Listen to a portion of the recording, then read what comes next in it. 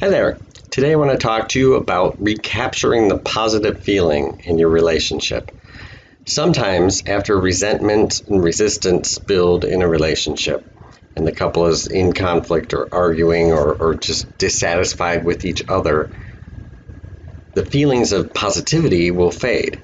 There might be replaced by anger, resentment, and that's a difficult thing to change. So when people come to therapy, oftentimes we'll work on understanding what went wrong. We'll look at the impact of that. We'll make some corrections, and people will come up with new tools to help the relationship go better. So they understand some of the conflict areas, they change that, they have new tools, things go better, and they're having a better impact of what's happening, yet the feeling in the relationship doesn't feel good. So a very specific step towards restoring that feeling is taken. And there's two ingredients with that. And I would say it's associations and acceptance. And so starting with the second one, acceptance, unconditional acceptance. We oftentimes, if you think about it, if you think when you're not in a good mood, if you do, maybe in one of those moods where you don't feel like talking to somebody, who are the only people you want to have around? Like if you think of like someone you could talk to at that time, chances are that person or people are people who accept you, who you feel like don't judge you, who have unconditional positive regard for you. Then we don't feel the stress. We don't feel the stress that we have to perform a certain way or be a certain way around these people perhaps. Hopefully that person is your partner. Maybe that person was your partner and now because of the hurts of the relationship it no longer is. So getting back to a place of acceptance of each other can be helpful. That judging each other in that moment is not going to be helpful. Rather, expecting the best from each other, expecting them to succeed.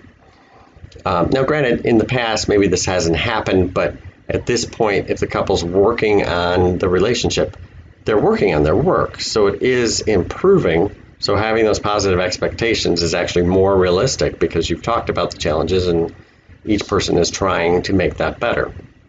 So this acceptance of your partner is very, very important. Second A is associations. So over time, when things don't go well, there's negative associations formed with the relationship.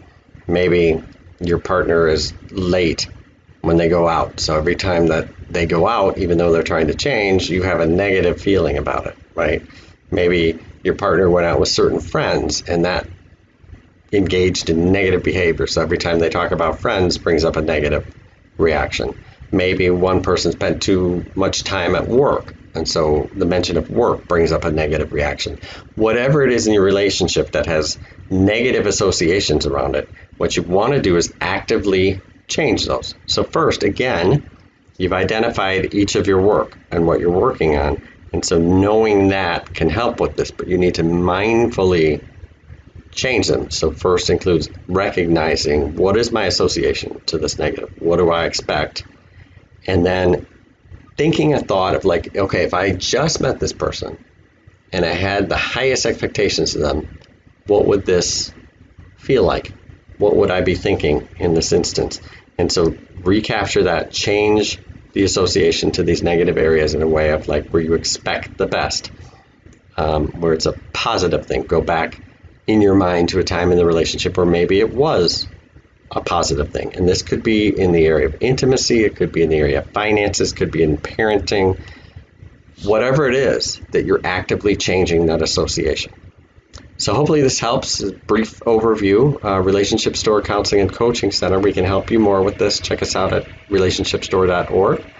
And Tim O'Donohue again. Hope you have a good day. Thank you.